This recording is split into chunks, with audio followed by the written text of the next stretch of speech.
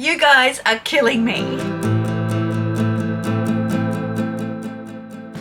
Welcome to you, my name's Dale and this is Dale's Addiction.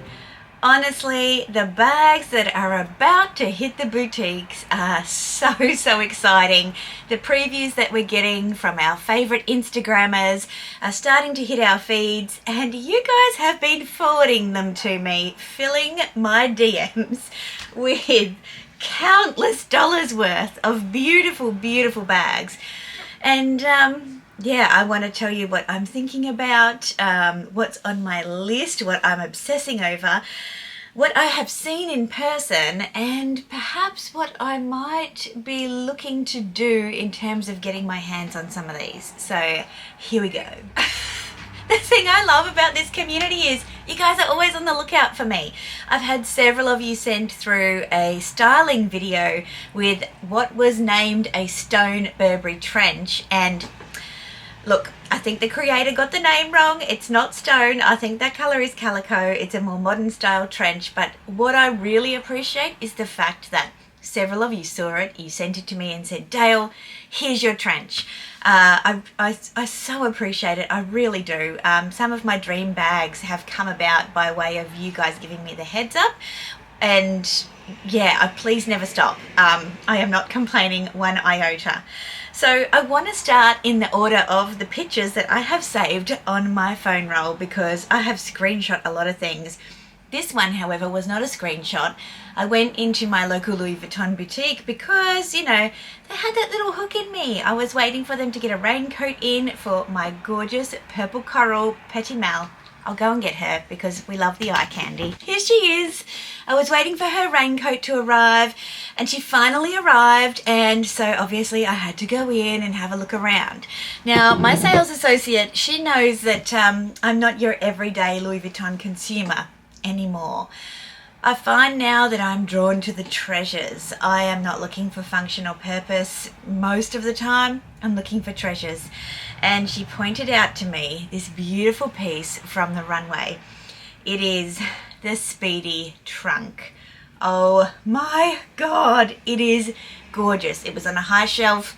She had to go and get the ladder, bring it down, gloves on. I didn't touch it. I didn't dare touch it because the vachetta is still blonde. It's not been pre-patinaed at all, and so whoever is going to invest the 19,000 Australian dollars in that bag deserves to get one that is in pristine condition.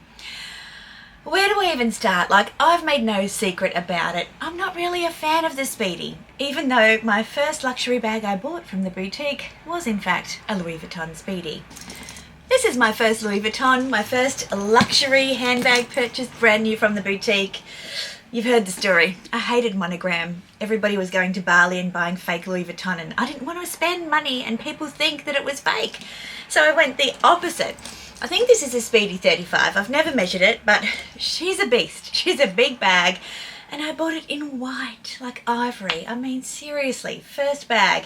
This bag's been sparred. She's tucked away. Maybe she'll come out this winter. I tend to give her a couple of outings in the winter in an all winter white look, so potentially I'll keep her out so I can see her. And actually, I'm doing lunch tomorrow. Maybe I'll wear her tomorrow. Anyway, I'm not a big fan of Speedies otherwise. I have tried the Speedy in the 25. I bought the like denim coloured jacquard back in, I think it was 2021, and quickly sold it on. It just wasn't for me. But this, let's go through it in some detail. So it's a Speedy trunk. Trunk being the word that brings me in for a couple of reasons. One, the structure and the hardware. There is hardware all over this bag.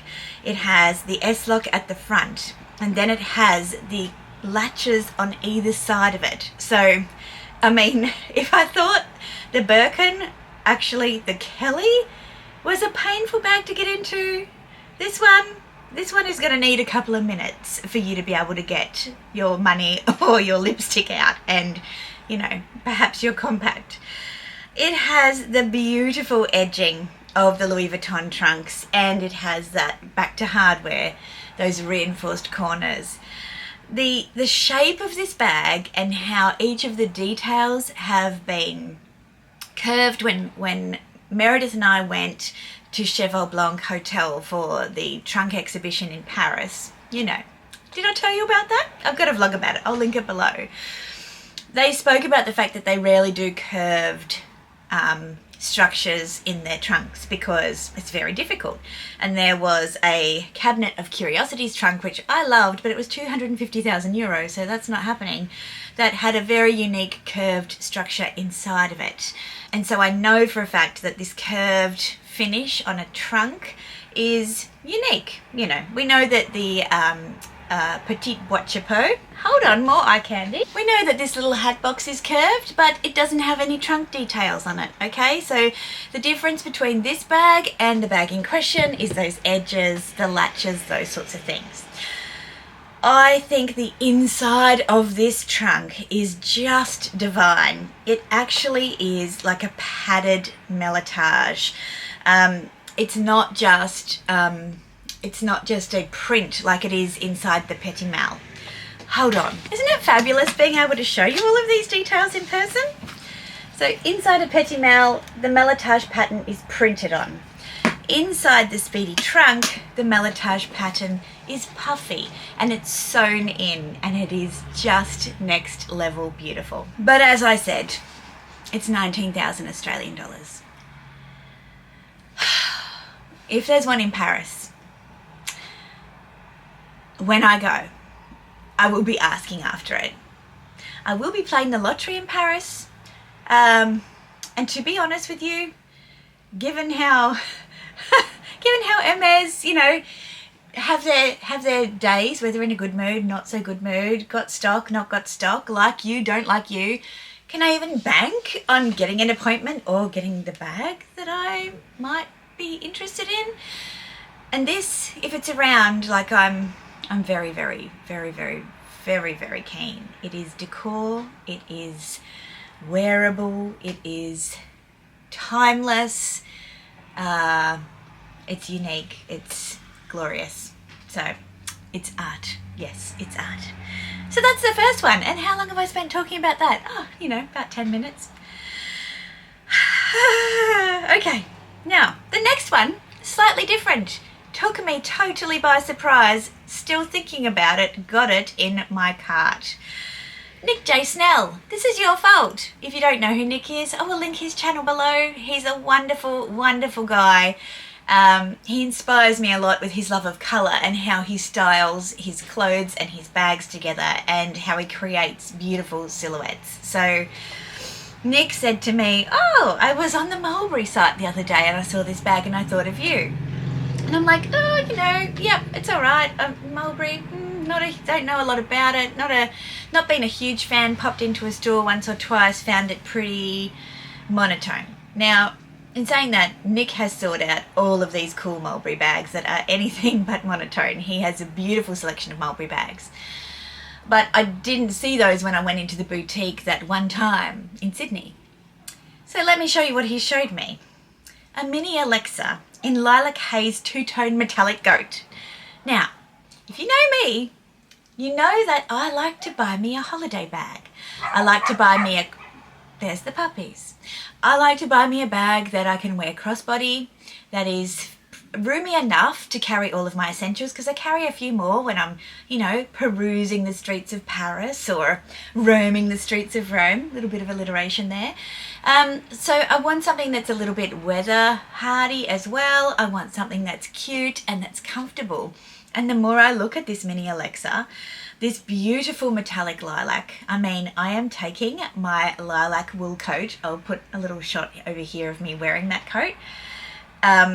There'll be that, and there'll be my Burberry trench, and I think that this bag will work beautifully with both for days exploring. I love the capacity. I was surprised, I gotta say, at how expensive they were. I mean, I've always considered that Mulberry was on the more affordable side. Yes, it is, but still over 2,000 Australian dollars.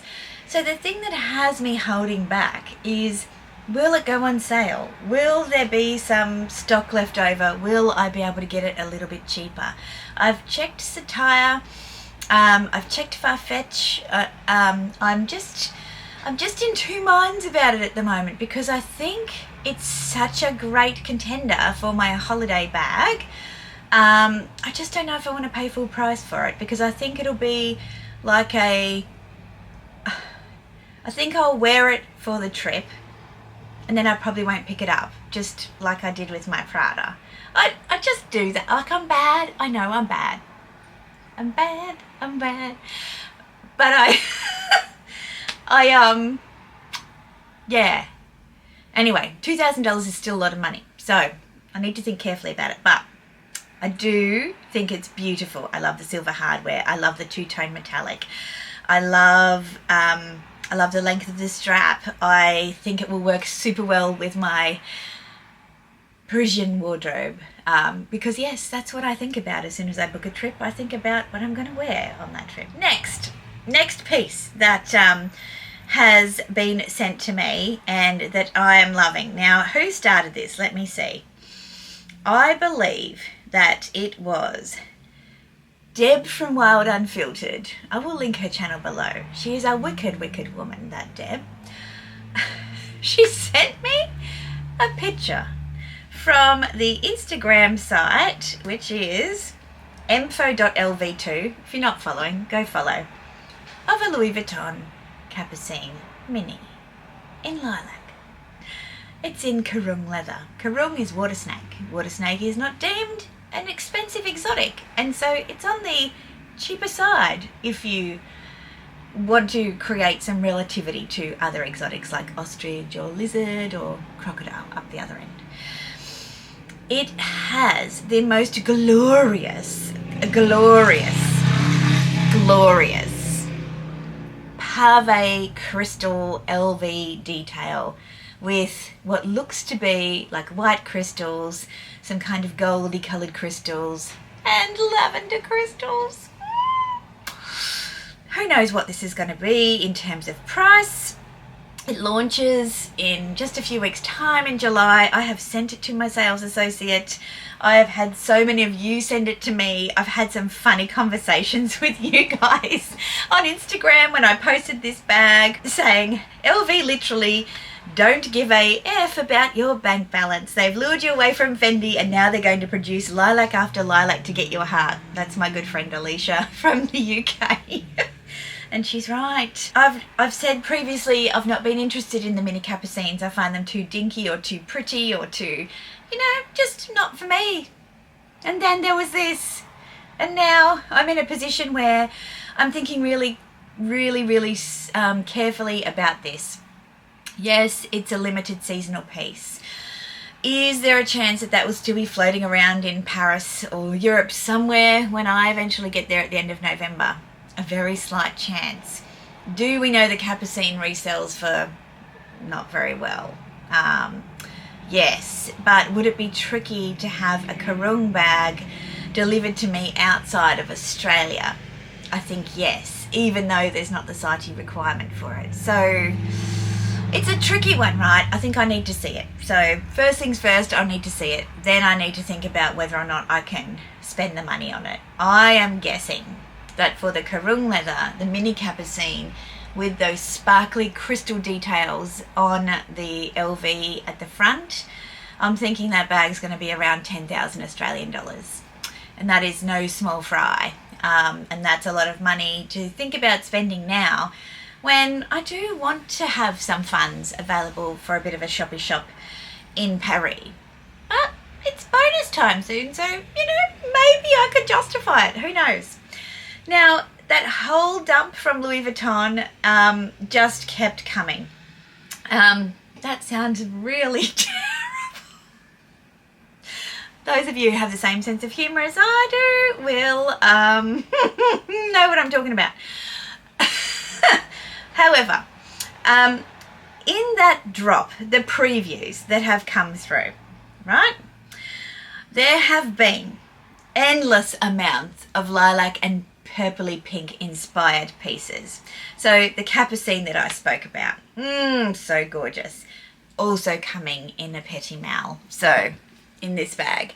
Now for me, this cooler coloured lilac is what I love. I love the ostrich tones. I have zero regrets in terms of should I have waited for this next drop. I like mine better, so I'm cool with that. No offense to anyone who likes this one better, but I have to say I think that even if I compare this to my lizard in terms of the metallic kind of finish, I still like my lizard one better because of the dimensional nature of it. And perhaps that's what this one's missing. It's got texture, but it doesn't have like the light and dark that the ostrich has, or that kind of, you know, different coloured kind of ombre pattern that the other one has. See how this kind of is pink and purple? So anyway, that's how I'm justifying it in my head. Tell me what you think. The next one we have, like this one is too pretty for me, but it does have those dimensions that I talked about it. And it's the Ostrich Sunrise Purple. This is glorious. It has a lot of the LV logo at the front blanked out by the leather and just a tiny little bit of like champagne gold hardware poking out the top. It's also coming in the steamer and the petit maille. Now, the petit maille, it looks almost matte.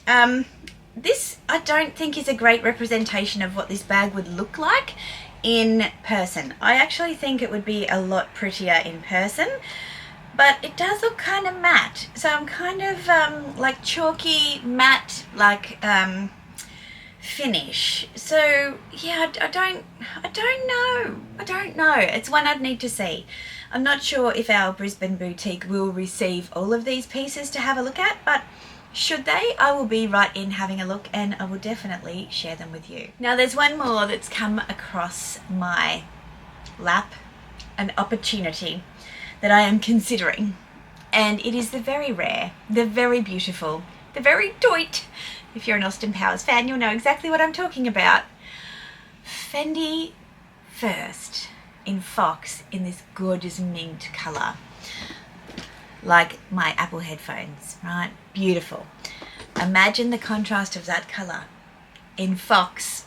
Let me show you my existing one. Like this, next to my beautiful pale mauve pieces of clothing, my coat. Oh, good friend of mine has one. She's considering moving it on and she's offered it to me, and I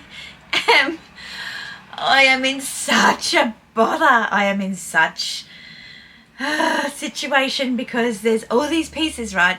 And there's this piece, and it didn't come to Australia. Pictures on the screen didn't come to Australia. It was my first preference when I was going away because I hadn't actually seen the purple in person. Meredith has the purple. Also, one of my fab subscribers and someone I really enjoy talking to here, Kendrea, who's come up with a lot of awesome video ideas for me. The subscriber unboxings were her idea. She bought this. She got it sent in, I think, from... Did she buy it from Satire maybe? Or anyway, I found it somewhere for her, 24S perhaps. And it was so out of character for her to buy a bag like this, and she adores hers. She doesn't wear it very often, but she does adore it. And so when I was in the UK and Europe and I was asking about any Fox fur bags because they're not doing them anymore, I was asking for mint. I was asking for mint primarily, and there were lots of whites and baby pinks, but that's not what I wanted. And then I remembered the purple, and I'm like, well, mint or purple, and fabulous Shao from Bond Street was able to get me the purple in brand new condition, so I am so grateful for that. But now I can have them both. Do I need both? I think I do. So, yeah, I know, like, this video, it's a bit of, I've got another one coming up on what you want from luxury YouTube, and for me it's an escape, and I hope you find watching my channel a bit of an escape. I don't profess to talk about meaningful things. I probably don't provide very useful reviews. I probably buy bags that you would never in a million years consider buying or think are remotely worth the money. But I hope you're here just to have a bit of fun and escapism, like I am, sitting in my closet talking to you guys about the things that are on my mind. So now I think about it, I think the first bag that is probably a realistic buy for me, if it ain't the Fox, is probably that Mulberry piece. I might just buy it. I think they've got a good returns policy. Maybe I just buy it and have a play with it and see what we think. Yeah, I'm going to do that. So stay tuned if you want to see my thoughts on Mulberry, because I've never bought one before. I'm going to get onto that, and I'm going to I'm going to sit pretty about the other guys. Wait till they come into Brisbane and have a look, and then see if I can hold out till Paris or the pre-loved market. So yeah, tell me what's on your mind. What are you obsessing about at the moment? I missed out, I must say. Una sent me this picture of a beautiful glycerin Hermes Birkin. I think it was a 35, bit big, on the Finkel Puff page. She said, this is a U bag. I popped that up over here, and it was gone in a split second. And that's the thing about these Hermes seasonal colours, right? You can't just go into the boutique and ask for them, because if they're not in production, they won't have them. And I'm not as much an aficionado to be starting to play around on the pre-loved market, not really knowing much about what I'm doing there. So thank you, Una. I'm glad the bag sold, because I didn't have enough money to buy it anyway. It's very expensive, but beautiful. So anyway, come back, join me for more fabulous bag content. In my next video, I'm going to be discussing if luxury YouTube is out of touch, according to you, and your thoughts, and my commentary on your thoughts. So come back for that one by hitting the subscribe button down below to make sure you're notified of when my next video is posted. Until then, ciao!